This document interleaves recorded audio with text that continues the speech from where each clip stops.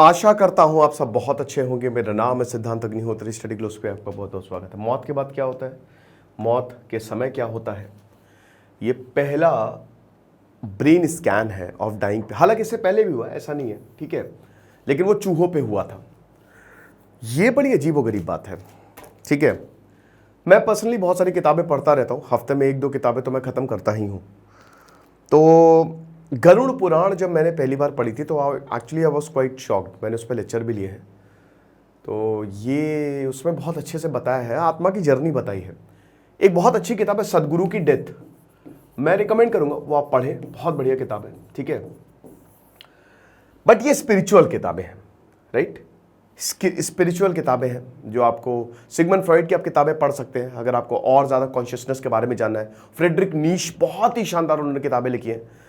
तो बेसिकली यहाँ पे किताबों का तो ठीक है, बट कई बार हम ऐसा देखते हैं कि जैसे एक इंसान मर गया और वो वापस आ गया। 5% लोगों में ऐसा देखा गया है। 5% एयर की कहानी तो बहुत फेमस है, आज से 2300 साल पहले जब वो मरा, उसको दफनाने जा रहे थे, वो वहां से वापस आ गया और उसके बाद उसने ये बताया कि मुझे 2 दरवाजे दिखे, एक नर्क का और एक स्वर्ग का। स्वर्ग के दरवाजे में भगवान निकले। कुछ लोग बोलते कि हमको बहुत तेज रोशनी दिखी। इसमें भी यही है, फ्लैश ऑफ लाइट दिखा, बहुत तेज रोशनी दिखी। तो आखिरकार ऐसा क्यों हो रहा है? देखिए, brain scan of dying people ये बहुत मुश्किल होता है, क्योंकि देखिए मर रहा है कोई इंसान, अब हमको ये तो पता नहीं कोई इंसान कब मरेगा, तो उसके ब्रेन को कैसे स्कैन कर सकते हैं? बड़ा मुश्किल है ये, it is next to impossible. लेकिन 2014 में क्या हुआ था कि 2000 ऐसे ही 1-2 साल पहले, ठीक है, थोड़ा सा मैं डेट बोल रहा हूं, तो उसमें एक इंसान को मिर्गी का इसका इलाज चल रहा था, क्यों आखिरकार प्रॉब्लम आ रही है, लेकिन वो इसमें मर जाता है।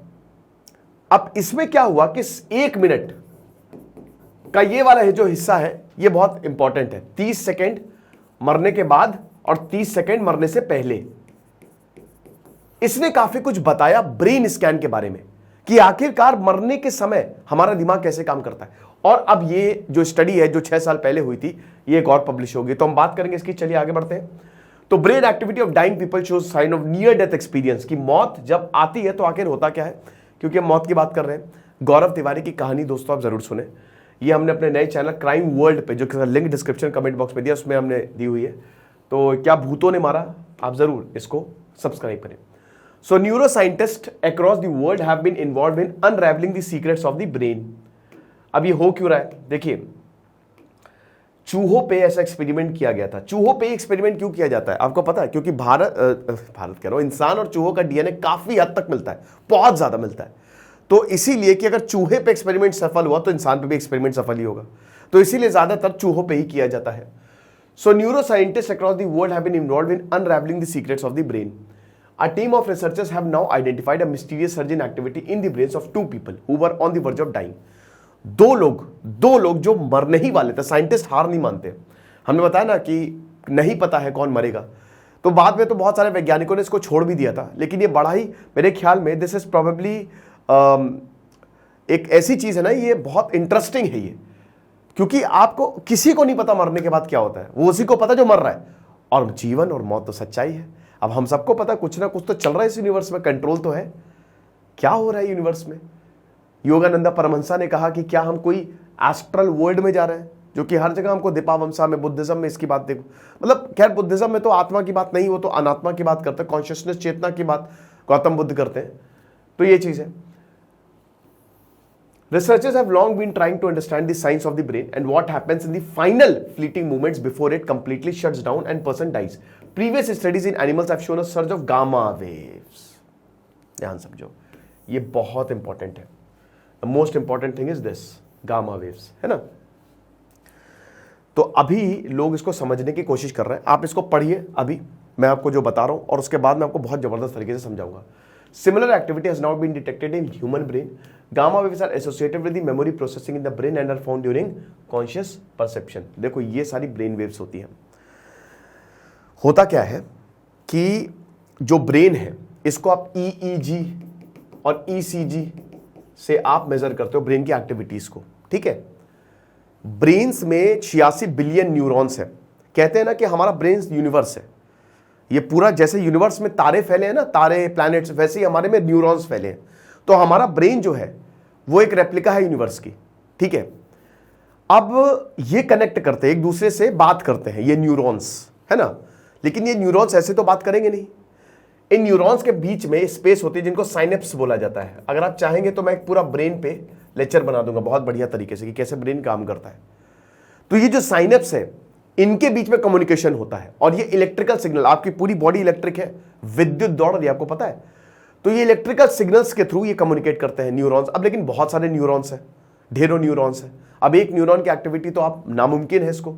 Neuron is basically the basic unit of brain, neuron से ही ब्रेन बना है, ठीक है। जैसे हमारी बॉडी का बेसिक यूनिट ऑफ सेल है, तो ये न्यूरॉन सेल्स ही होते हैं। न्यूरॉन के अंदर के स्ट्रक्चर को अगर आप समझ गए, अभी जैसे बताया था ना क्वांटम, अभी बहुत बढ़िया रिसर्च स्टैब्लिश हुई थी ब्रेन को समझने के लिए, बहुत बढ़िया तरीके से। खैर अभी हम उस पर नहीं जाएंगे, फिलहाल आप ये समझिए कि ये इलेक्ट्रिकल सिग्नल्स होते हैं, इन्हीं के थ्रू ही जो है न्यूरॉन्स कम्युनिकेट। लेकिन जब अब एक न्यूरॉन्स को, जैसे भाई भीड़ में अगर एक इंसान है तो उसको थोड़ी ना हम नोटिस करेंगे, हाँ, लेकिन अगर बहुत सारे लोग हैं तो हम उनको नोटिस कर लेंगे। तो ऐसे अगर बहुत सारे न्यूरॉन्स एक तरीके की एक्टिविटी कर रहे हैं तो उससे हमको ब्रेन के बारे में पता चल जाता है, और वो आपका ईईजी और ईसीजी पे आ जाता है ना। तो ये आसान है, बट यहां बात है कि आपको वो इंसान चाहिए जो मरे, हमको पता नहीं, बट हमारे में वेव्स का बड़ा इंपॉर्टेंट रोल प्ले होता है। देखिए ये कमाल है, ये कमाल है, आप जान के हैरान हो जाएंगे। इसलिए मैं कहता हूं किताबें पढ़ा करो, किताबें पढ़ा करो, ठीक है। 9 से 10 या जब भी 1-1.5 घंटा किताबों पे दिया करो, है ना। फोन पे मत ज्यादा लगा करो, उससे कुछ नहीं होगा, उससे आपकी स्लीप भी डिस्टर्ब होगी। तो ये हमारी वेव्स हैं। वेव क्या होती है, what is wave? Basically these are the energies, एक तरीके की, है ना। नील बोहर्स ने जब डबल स्लिट, मतलब जब स्लिट एक्सपेरिमेंट पे देखा, और उसके बाद और भी साइंटिस्ट ने ये बताया। खैर हाइजेनबर्ग ने क्वांटम फिजिक्स का क्या कहते हैं कि ये कंसेप्ट दिया, बट आदि शंकराचार्य ने अद्वैत वेदांत से क्वांटम फिजिक्स समझाई दी थी। तो उन्होंने ये देखा कि जो इलेक्ट्रॉन्स है वो है तो वेव, लेकिन जब आप उनको देखते हो तो पार्टिकल फॉर्म में आ जाते हैं, यानी कि डुअल नेचर ऑफ पार्टिकल है ये। एक पार्टिकल जो है वो वेव नेचर में भी एग्जिस्ट करता है, यानी कि वो एक वेव ही है। आपका घर जो है वो एक एनर्जी है, लेकिन जब आप उसको देख रहे हो तो घर में बन जा रहा है, जब आप आंख बंद करो तो वेव है। अजीब है, बहुत अजीब है। यही वेव हमारे दिमाग में भी चल रही है। अब इसमें सबसे जो, जब आप मेडिटेट करते हो, ठीक है, कहते हैं ना मेडिटेशन, हो सकता है मेडिटेशन हर किसी के लिए काम ना करे, ये भी बिल्कुल सही बात है। लेकिन जब आप अपने अंदर उतरते हो, अपने अंदर झांकते हो, तो आप उस लेवल पे आ जाओगे एक टाइम के बाद कि आपको सब कुछ दिखने लगेगा। मतलब आप डायमेंशंस को तोड़ दोगे, राइट। उस समय गामा वेव्स रिलीज होती हैं। ये 30 हर्ट्ज से 42 हर्ट्ज के बीच में, hertz basically the unit of frequency, and what is frequency? Number of vibrations इन पर सेकंड। कोई भी पार्टिकल वाइब्रेट हुआ, एनर्जी निकली, वेव निकला, राइट। सो ये जो इस तरीके से चल रही है वेव्स, ट्रांसवर्स वेव्स के फॉर्म में, गामा वेव सबसे हाईएस्ट होती है। जब भी आप मेडिटेट करते हो ना, आपको यही वेव, मतलब आपने, जो योगी होते हैं ना, जो मॉन्क्स होते हैं, वो गामा वेव पे जाते हैं। सबसे नीचे आती है आपकी ये अल्फा वेव जो होती है, ये जो आप अभी जगे हुए हो, अभी जो काम कर रहे हो इंसान, हालांकि अल्फा वेव भी आपको बहुत ही कामनेस देती है। देन बीटा वेव्स, जब आप सोते हो, सोने के बीच में एक टाइम आता है ना कि आप अर्ध निद्रा में होते हो, है ना, तब आपकी थीटा वेव्स निकलती हैं। देख सकते हो ना किस तरीके की एक्टिविटी चल रही है। और फिर जब आप सो जाते हो वो है डेल्टा वेव्स। अगर डेल्टा वेव ज्यादा हो जाए ना तो आप 5-6 महीने तक सोगे। कुंभकर्ण जो है उसकी डेल्टा वेव बहुत ज्यादा थी सोते समय, तो हमेशा हमारा दिमाग जो है वो काम करता रहता है। तो अभी रिसर्च में क्या पाया गया है कि गामा वेव, जैसे चूहों पे जब रिसर्च की गई थी, ठीक है, उसमें गामा वेव ज्यादा देखने को मिली थी। यानी कि higher process of learning, consciousness आपकी जग गई एक तरीके से, राइट। और बोला जाता है कि मेमोरी रिकॉल हो रही है। और यही सेम रिजल्ट इंसानों में भी देखने को मिले। जितनी बार मौत की स्टडी की गई है, ये गामा वेव ज्यादा देखने को मिली है, ठीक है। यानी कि कुछ तो है।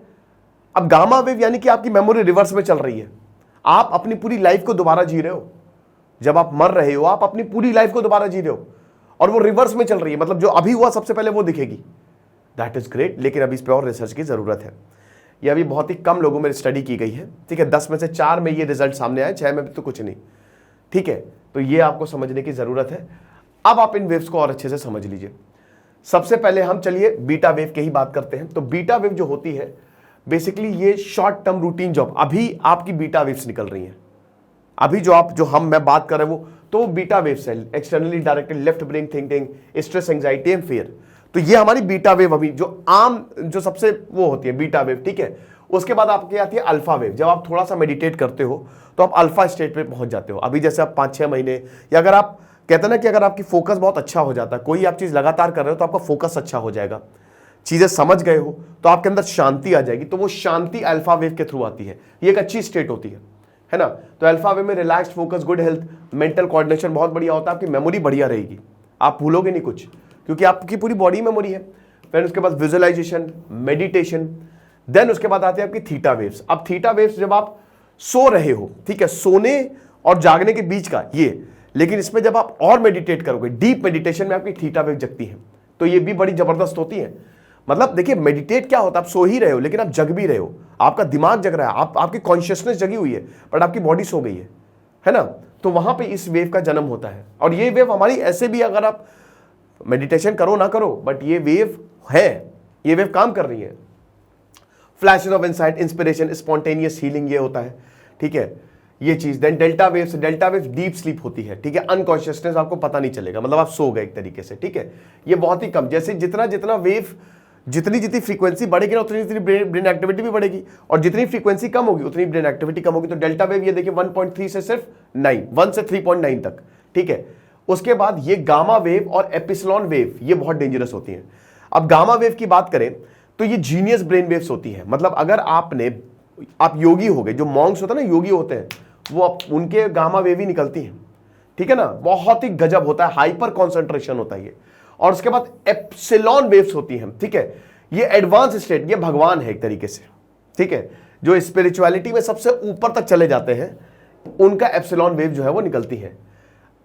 अब यही वेव जो है गामा वेव, जब नियर डेथ एक्सपीरियंस जिनको होता है या जो मर रहे होते हैं, इस वेव को देखा गया है, गामा वेव को ज्यादा देखा गया है, ठीक है। So to better understanding what happens, यहां पे ईसीजी और ईईजी सिग्नल वो हमने इसको पूरा एनालाइज किया, और उसमें हमको यही दिखाया कि brain function around the science time of cardiac arrest is poorly understood, while the loss of overt मतलब होता है ओपन कॉन्शियसनेस, वो तो अभी हम देख ही सकते हैं, ठीक है। जब हम मरते हैं तो हमारी ओवर्ट कॉन्शियसनेस खत्म होने लगती है ना, लेकिन जो हमारी दबी हुई, जो हमारी अनकॉन्शियस है, जहां पे सबकॉन्शियसली जो चीज है वो खुलने लगती है, right. So it is unclear whether the patients can possess covert consciousness during the dying, यानी कि जो हमारी कॉवर्ट कॉन्शियसनेस है, जो हमारी दबी हुई गुप्त कॉन्शियसनेस है, क्या वो प्रोसेस हो रही है मरते समय, ये एक बड़ा।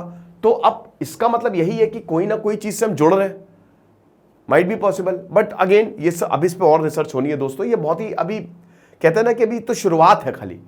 सो by analysing the patients who died in neuro intensive care unit 2014, scientists noticed that a sharp jump in gamma waves in one part of the brain that established a long range connection across both the hemisphere of the brain, यानी कि gamma wave निकल रही है और ये पूरे दिमाग में निकल रही है, पूरे दिमाग को कनेक्ट किया। एक हॉट जोन करके जगह होती है, हॉट जोन ज्यादा एक्टिव होता है। हॉट जोन वो होता है जब आप सपना देखते हो ना, तो आपका यही हॉट जोन एक्टिव होता है।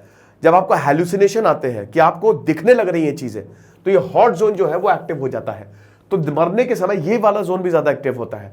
परसेप्शन ऑफ ब्राइट लाइट और familiar faces reported by survivor. अब देखिए जो कहते हैं ना कि हेवन और हेल, या बहुत ही रोशनी दिखी, तगड़ी सी रोशनी दिखी, वो भी इसी से ही रिलेटेड है।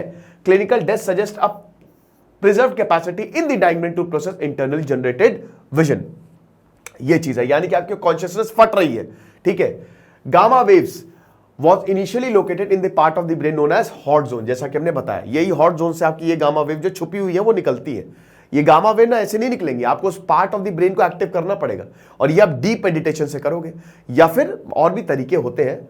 हालांकि जब हम सो रहे होते हैं ना, तो हम यही कहते हैं ना कि ये तो भगवान, ये दुनिया तो ये ब्रह्म का सपना है ना, बोलते नहीं है कि भगवान का सपना है जो चल रहा है, which has in the past been associated with people dreaming and seizures of patients who report having visual hallucination. The hot zone in the brain is a region known to be critical for consciousness processing. यही तो होता है जब आप सो रहे हो, तो जब आप सपना देख रहे होते हो, तो आपकी जो कहीं ना कहीं सबकॉन्शियसली वो प्रोसेस हो रहा है, बहुत सारी चीजें हम देखते हैं वो सब स्टोर होता रहता है। ये हमारा सीपीयू है, आप ये समझ लो। गामा वेव बेसिकली हमारा सीपीयू है, हर एक चीजें स्टोर करता रहता है, ठीक है। ये स्टोर कर रहा है, ये फिर फटेगा, बिग बैंग होगा इसमें, ठीक है, और उसके बाद आपको पता ही है, the patients did not survive to describe what they saw due to elevated gamma wave. अब यही दिक्कत है ना, इसीलिए तो ये रिसर्च बड़ी दिक्कत में प्रॉब्लम कर, क्योंकि भाई देखो वो सर्वाइव किए नहीं, मर गए, तो जो मर गया उसे कैसे आप कम्युनिकेट करोगे? एक मैंने मूवी देखी कल, हेरिडिटरी, मेरे रोंगटे खड़े हुए, पता नहीं मैं क्यों ये बता रहा हूं आपको, लेकिन आप देखिएगा जरूरी है, ठीक है। 2018 की मूवी है और इसको अभी तक की सबसे गजब मूवी देखा जाता है, बोला जाता है, लेकिन बहुत ध्यान से देखिएगा। तो ये लेक्चर था, आई होप आपने कुछ सीखा होगा, मजा आई होगी। और बाकी जैसा कि हमने बताया, हमारे क्राइम वर्ल्ड को आप जरूर सब्सक्राइब करें। Thank you so much.